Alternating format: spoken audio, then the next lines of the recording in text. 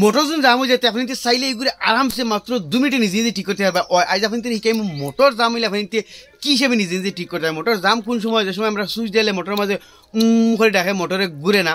আর motor জাম কিতারে motor যে সময় আমরা কয়েকদিন ইউজ করার পরে মাস 1.5 মাস 2 মাস 3 মাস ঘরের মাঝে থই দিতে হইলে মোটর জাম হয়ে যায়। এই জামটা আপনি আরামসে নিজে নিজে করে ঠিক করতে পারবেন। তাহলে আজকে ভিডিও আমরা আরম্ভ করি। Welcome to Imdad blog. এই যেটা মোটর আছে এই মোটরটা কিন্তু জাম কয়েকদিন করে তো আসলে এখন আমি এটা কারেন্টও লাগাইছি, সুইচ দিয়ে এটার মাঝে ডাকিব ঘুরছো না।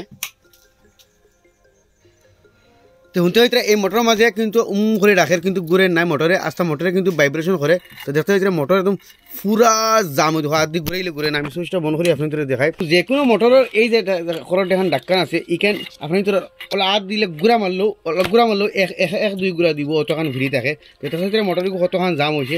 তো এই মোটর জাম ফ্রি করবার লাগি সারা পাঁচটা আপনি এই ফ্যানটারে ওলা ঘুরে ঘুরে দিবা। আর এর বাদে কিন্তু ওলা একটা আউতরা লইবা, লইয়া বড় আউতরা না ওলা সরু আউতরা লইবা। আর বড় আউতরা হইলে আপনি এই মোটর ডাক্কন নিকানোর এই যেটা রুটার আছে এই রুটার মাঝে আপনি ওলা লাই লাই লাই লাই ঠুকি দিবা। বেশ দূরে না কিন্তু লাই লাই এটার মাঝে ঠুকি দিবা, কিন্তু জোরে মারবাই না। আবার জোরে মারলে কিন্তু বেশ অসুবিধা হয়ে যাব।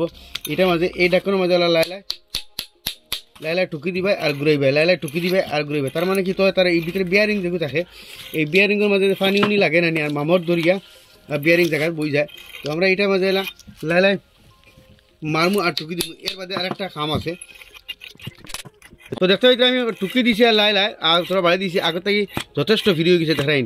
এর বাদে একটা কাম হইল কিতা আপনি তোর এখন তো বাক্কা ফ্রি হয়ে গেছে। এর বাদে কাম হইল কিতা এই মোটরের এইখানের মাঝে একটা তার ভিতরে বুশ লাগাইল থাকে। এই বুশের মাঝেও কিন্তু কোনো সময় জঙ্গা রঙের মানে পড়ে যায়, যার কারণে মানে বুশ তো কদিন তোয়ার পরে এই বুশের মাঝে জঙ্গার ভাইলে। তো এই বুশের মাঝে আমরা মোটরটারে উল্টে ধরমু। এই যেটা বুশ আছে এই যেটা রোড আছে মোটরের এই রোডের মাঝে লাগাই আমরা এখানের মাঝে তেল দিব।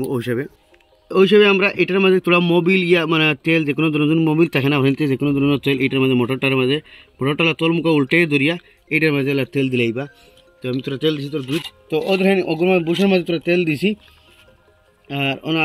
আর তোরা তেল দিলাম বেশ করে তেল দিম যাতে তেলটা ভিতরে হামায়। তো এইখানে একটা রবারের বুশ থাকে এটার মাঝেও গিয়ে আপনি তোর যে সময় তৈরি আমরা জঙ্গার হইলে আর এরকম প্রবলেম দেখা দিয়ে দেখতে তো বুসের মাঝে তেল দিমু আর ঘুরাইমু। তো ওলা তেল দিমু আর ঘুরাইমু।